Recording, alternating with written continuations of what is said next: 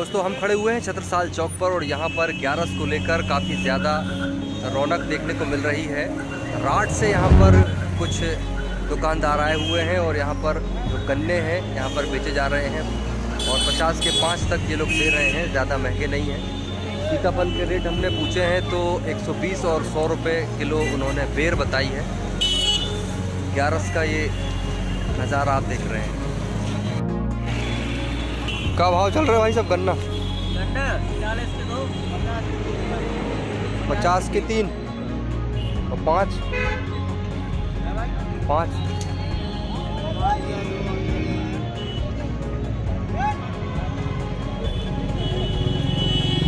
गन्ना इस बार महंगा है कि सस्ता है? गन्ना महंगा है कि सस्ता है?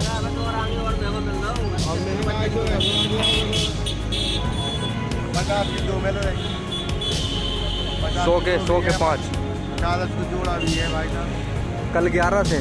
हाँ कल 11 तो ये इतना सारा माल चला जाएगा पूरा कल तक? हम तो पहली बार आए भाई साहब। कहाँ से आए? राट। बहुत बढ़िया। तो यहाँ पे किराया लगा है क्या लगाने का? फ्री 120।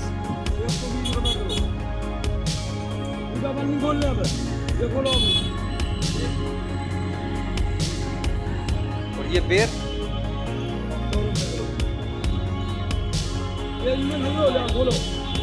और हम आ गए हैं पन्ना नाका क्षेत्र में और यहाँ पुजारी जी से भी जानेंगे कैसे विधि विधान से इसका व्रत का रखा जा सकता है, उपवास क्या कुछ नियम हो सकते हैं। बहुत ही शानदार और बहुत ही रसदार ये ईख गन्ने शुगर केन आप स्क्रीन पर देख रहे हैं। बहुत ही अच्छी इनकी स्थिति है। ऐसे एकादशी प्रत्येक माह में 2 बार आती है, एक कृष्ण पक्ष में और एक शुक्ल पक्ष में। लेकिन कुछ एकादशियाँ विशेष होती हैं, जैसे आषाढ़ शुक्ल पक्ष की एकादशी जो होती है उसको देवशयनी एकादशी के नाम से हम जानते हैं। जिस दिन ऐसा वर्णन आता है कि भगवान विष्णु अपनी योग निंद्रा में प्रवेश कर जाते हैं।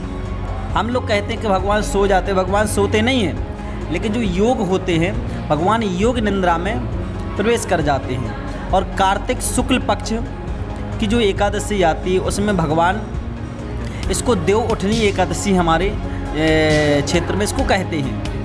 देव उठनी एकादशी से ही मान्यता के अनुसार सारे शुभ कार्य प्रारंभ हो जाते हैं, जैसे शादी विवाह इत्यादि। जैसे ही आपके वृश्चिक की सूर्य प्रारंभ होते हैं, जब तक तुला के सूर्य रहते हैं ग्रहों के अनुसार, वृश्चिक के सूर्य प्रारंभ होते हैं। वृश्चिक के सूर्य प्रारंभ में से ही शुभ कार्य प्रारंभ हो जाते हैं, जैसे शादी विवाह लग्न इत्यादि आदि शुभ कार्य प्रारंभ यहीं से प्रारंभ हो जाते हैं। इसके बाद मकर के जब सूर्य आएंगे तो मकर संक्रांति, सूर्य उत्तरायण हो जाते हैं, तो और भी सारे शुभ कार्य प्रारंभ हो जाते हैं। देवउठनी एकादशी के दिन हम लोग विधि विधान के साथ व्रत रखते हैं और व्रत के साथ में भगवान शालिग्राम जी का और तुलसी जी का बहुत ही सुंदर, प्रत्येक घर में जो भगवान के भक्त हैं अपने घर में शालिग्राम जी और तुलसी जी का विवाह भी करते हैं।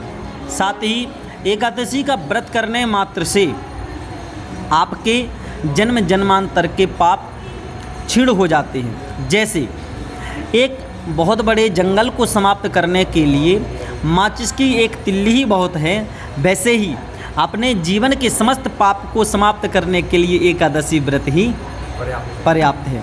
आप कोई व्रत कर पाते नहीं कर पाते हैं, लेकिन यदि आप एकादशी का व्रत करते हैं तो उससे ही आपके सारे व्रतों का फल प्राप्त हो जाता है। जैसे आकाशम पतितम तोयम यथा गच्छति सागरम सर्व देव नमस्कारम केशवम प्रतिगच्छति।